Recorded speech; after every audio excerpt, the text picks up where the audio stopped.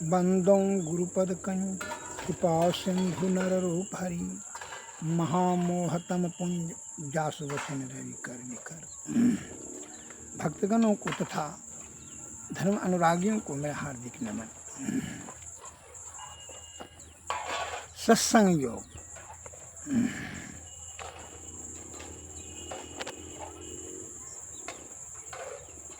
ब्रह्म बिंदु उपनिषद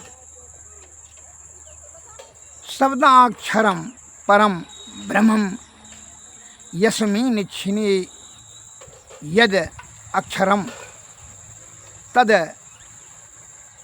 विद्वान अक्षरं ध्यायेत इच्छेत शांति आत्मनः।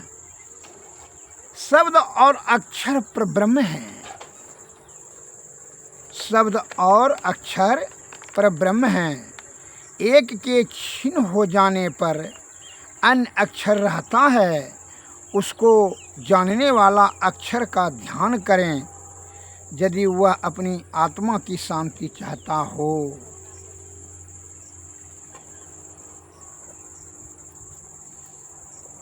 अर्थात इसमें जो बताया जा रहा है आध्यात्मिक ज्ञान, अध्यात्म में जो गंभीर ज्ञान रखता है वह उपनिषद के शब्दों की गंभीरता को समझ पाने में सामर्थ्यवान होता है। लोकल भाषा से समझाना जरूरी है कि शब्द और अक्षर परब्रह्म, एक को छीन हो जाने पर अन्य अक्षर रहता है। उसको जानने वाला अक्षर का ध्यान करें यदि वह अपनी आत्मा की शांति चाहता है तो। इसलिए कहता है संत महात्मा लोग हृदय रूपी तराजू पर आत्मज्ञान से सोच समझ करके शब्द का प्रयोग करें। शब्द ही ब्रह्म है, शब्द ही संसार है, शब्द में कंप भी है, शब्द की उत्पत्ति का कारण है, नाश का भी कारण है। शब्द के ग्रहण करने से ही निःशब्द में चला जाता है, निःशब्द में ही परब्रह्म है। अतः यह शब्द की जो उत्पत्ति हुई है या ब्रह्म की पहली उत्पत्ति है, यह शब्द ब्रह्मांड का जो वही आधारभूत है। यह ब्रह्मांड का आधारभूत है। एक लोकल भाषा से मैं बताना चाहता हूँ, वह नाश भी कराता है, उत्पत्ति भी कराता है और सभी आपका कार्य करने में शब्द की बड़ी महत्व है। और शब्द से ही आप संसार में गतिमान हैं। सर्वप्रथम शब्द का ही निर्माण हुआ। शब्द की महत्ता आप लोकल भाषा से ऐसे जाने जा सकते हैं। इसलिए कहता है संतन की मति आती गोई, इसे जाने नहीं कोई। शब्द ही ब्रह्म है, शब्द ही उत्थान है, शब्द ही नाश है, शब्द ही संसार है, शब्द ही।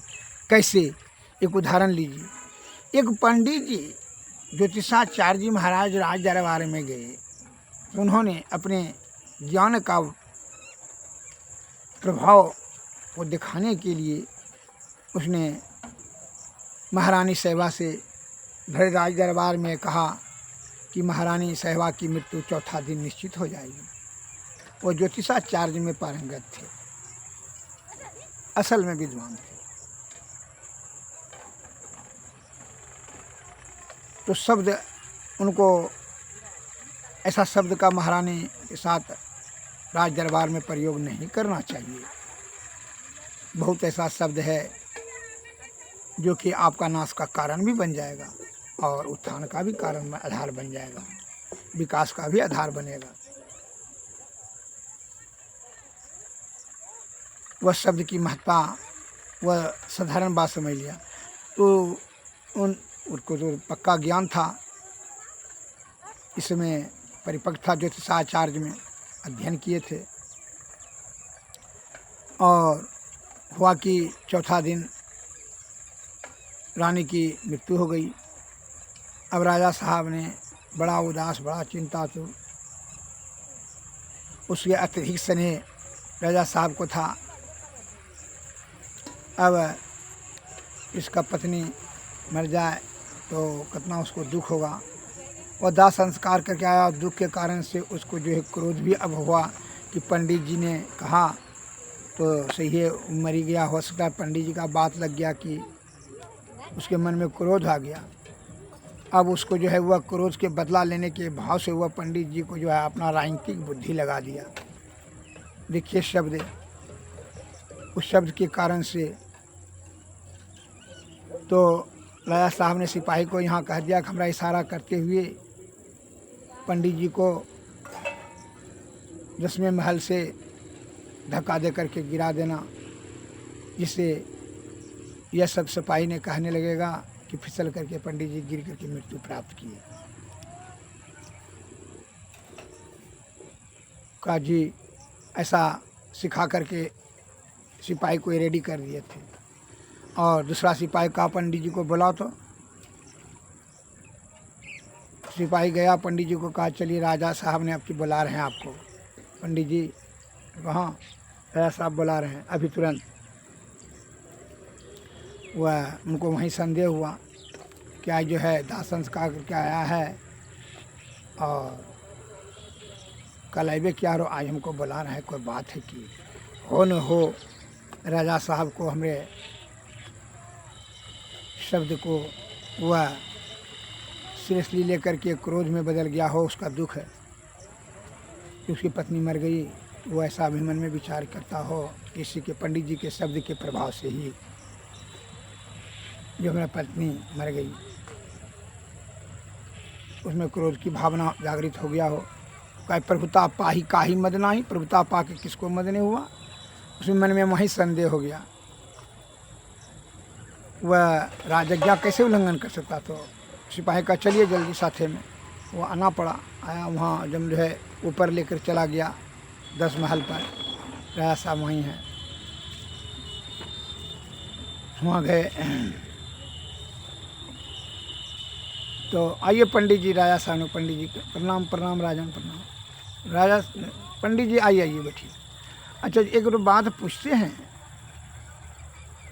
कि ये तो पक्का हमको यकीन हो गया, विश्वास हो गया कि आपका विद्या, आप इस ज्योतिषाचार्य में निपुण हैं, आपका विद्या विफल नहीं है, आपका पढ़ाई अध्ययन पूर्णतः सत्य है। इस बात से तो हम पूर्ण रूप से हमको विश्वास हो गया।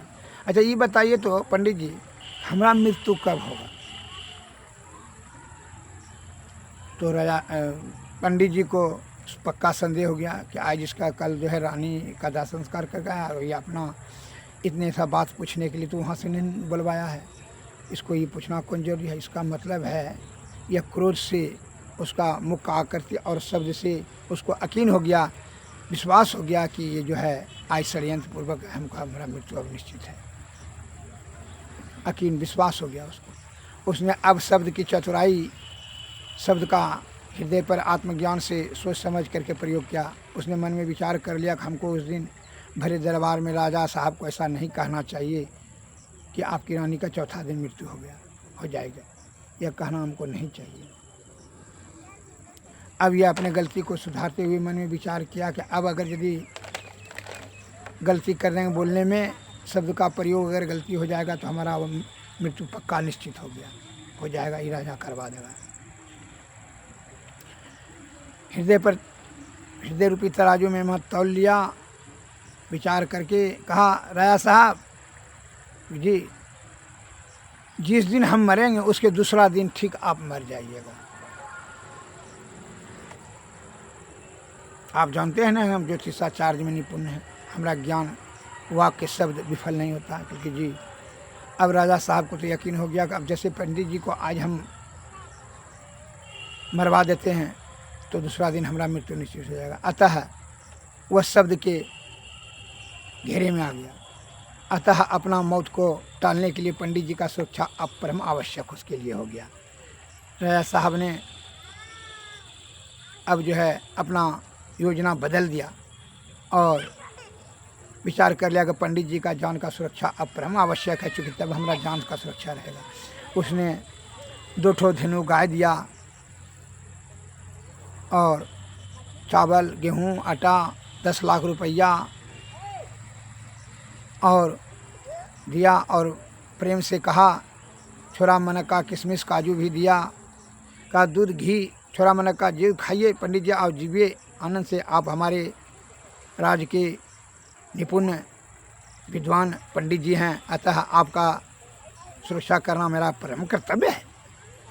अतः आपका प्राण और प्रतिष्ठा का प्राण सुरक्षा मैं करने के लिए सदैव तत्पर हूँ। आपको जब ये आवश्यकता हो आप हमसे निधड़क आकर के मांग कर सकते हैं। बैठाइए।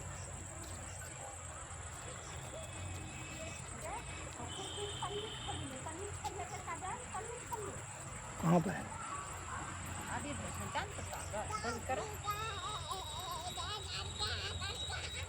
तो एवं प्रकार से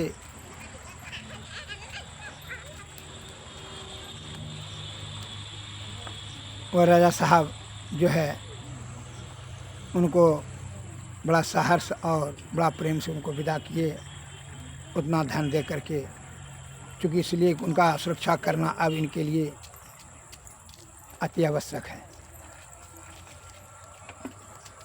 और फिर चले गए। और शब्द का दूसरा प्रभाव मैं उदाहरण दे सकता हूँ। द्रौपदी ने कठोर शब्द कहा, अंधा का बेटा अंधा, दुर्योधन को उसके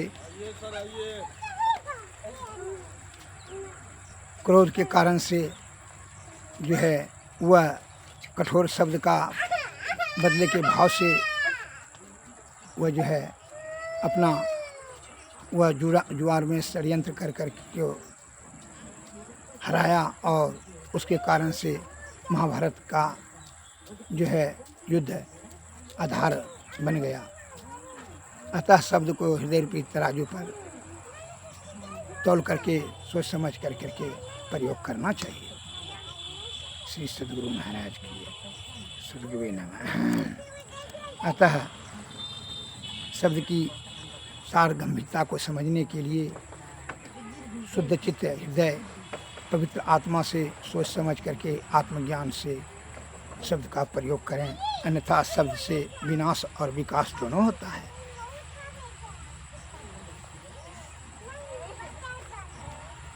श्री सद्गुरु महाराज की